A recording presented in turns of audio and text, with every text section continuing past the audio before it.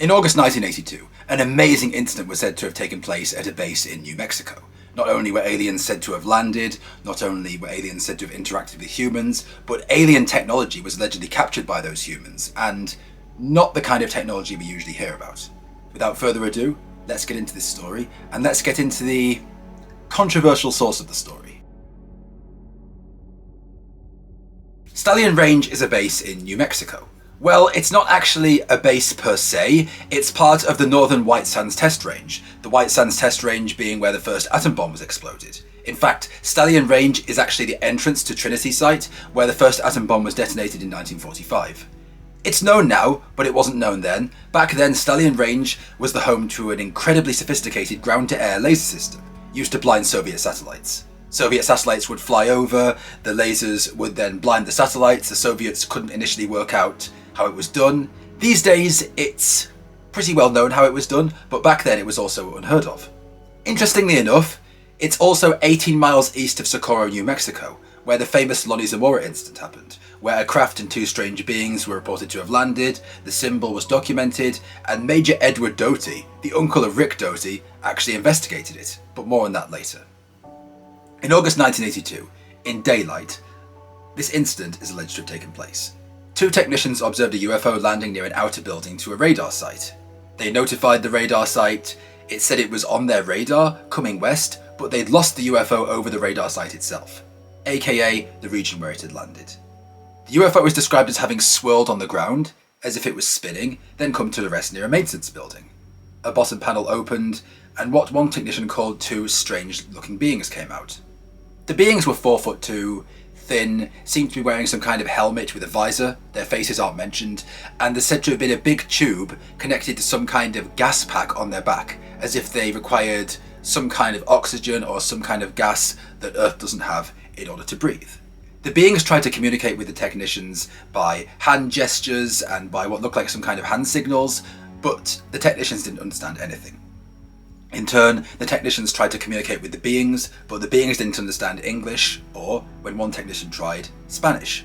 One technician was then offered a strange device by the being. The being pressed a button on its suit, and out popped this strange cylinder-like device, like a long, glowing tube, and he offered it to the technicians.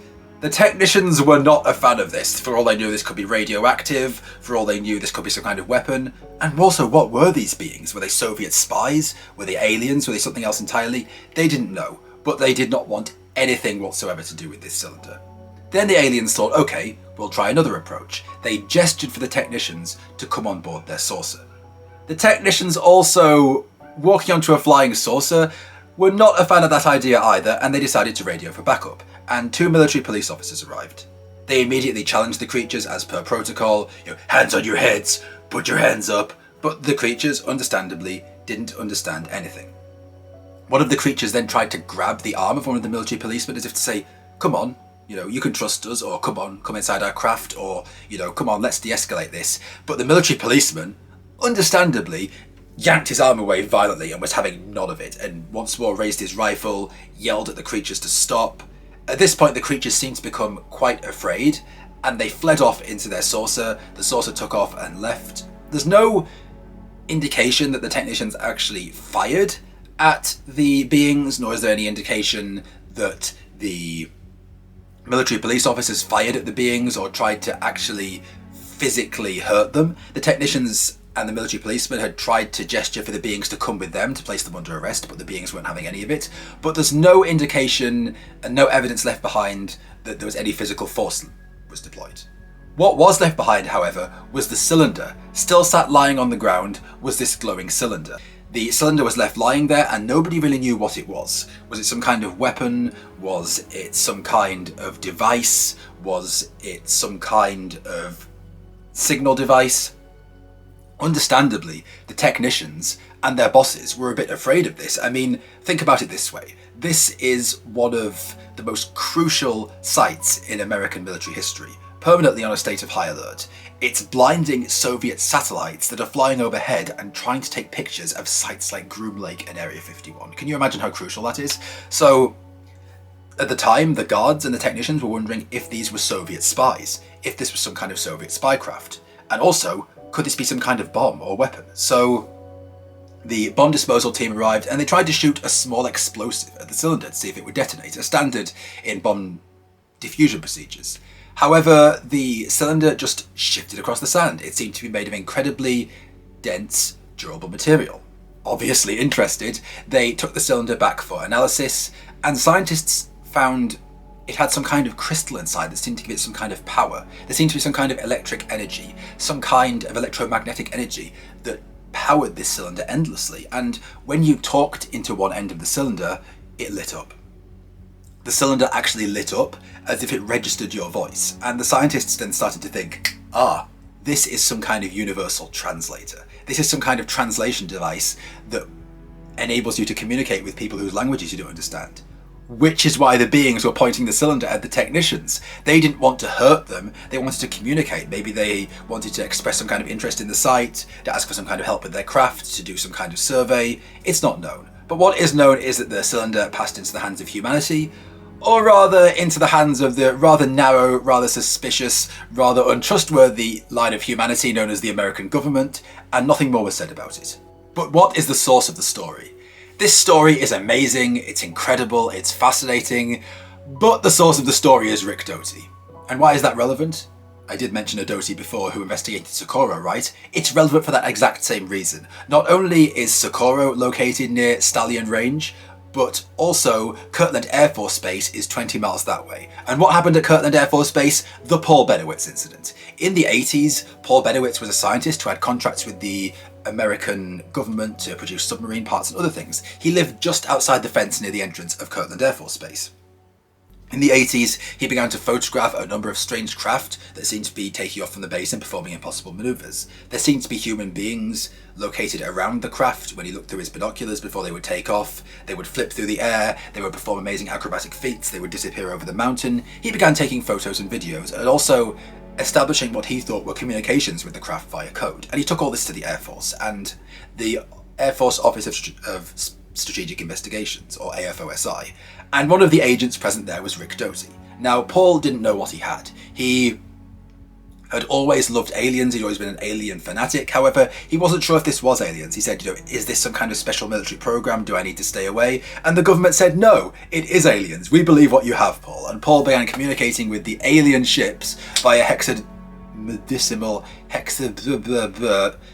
witchcraft code, alright? He began communicating with what he thought were the craft and exchanging messages. He believed he was getting insight into the aliens' intentions. They were abducting humans, they were implanting them with microchips, they were on some kind of hostile mission, and Paul began to gradually go insane. On the one hand, certain portions of the government started taking him seriously. On the other hand, others ignored him. On the one hand, he felt like he was the only one uncovering the alien phenomenon. On the other hand, people like Rick Doty, who seemed to be respectable authority figures, seemed to be backing him up. Eventually, Paul was committed to a loony bin in 1988, suffered poor health for the rest of his life, and died in 2003. And it later emerged that Rick Doty had been feeding Paul Benowitz deliberate disinformation. Oh, I'm sorry, Rick calls them deception operations. He had been telling Paul it was aliens when it was actually a top-secret American military drone program. He had taken Paul on flights over Arcolata Mesa, a mountain in the nearby town of Dulce, New Mexico, and convinced him that this was the site of the aliens, not Kirtland Air Force Base. Paul shouldn't look there. And the military would plant strange things on the side of the mountain that looked like wreckage of craft, cooling towers, vents, military positions, and Paul was photographing all this. He believed there was a secret alien base there. He even developed a plan called Project Beta for how the base could be attacked. Doty had fed Paul with all kinds of disinformation, and this wasn't the only disinformation operation Rick Doty was involved in. He's talked before about dressing personnel up as aliens and inserting them into people's houses after people had seen classified military programs so they would think they were aliens and not human technology. He's been involved in the alleged Ellsworth Air Force Base shootout where aliens allegedly fought humans that turned out to be total fake news. He's been involved in Project Serpo, where he claimed the humans had secretly been studying an alien planet, and it turned out that he and others had been faking the emails and they were traced back to his IP address. And now Doty is going on the public speaking circuit and going, yeah, I work for the government, yeah, I lied, yeah, I made all this up, but you can trust me now. Go figure. Doty is the only source of this information. He claims the others have signed non-disclosure agreements, the cylinder is obviously not in our possession, he can't prove anything, but we can believe Doty, right? So this is another incredibly infuriating UFO story because every good bit of disinformation has some truth to it. The Majestic 12 documents, some of them appear to be genuine. The Ellsworth Air Force Base incident, all real names and codes of personnel on the base were used. There was some genuine truth. The strange lights in the sky were UFOs, but according to most sources, over Kirtland Air Force Base were military UFOs. So we don't know what to do with this. We cannot believe anything Doty says, but on the one hand, something within this story may be true. But what do you guys think? Were you anyone involved in the Stallion Range incident? Were you one of the technicians or guards? Are you now allowed to talk? Do you know anyone who was involved in this? Please post your comments in the comment section below and stay tuned for the next episode.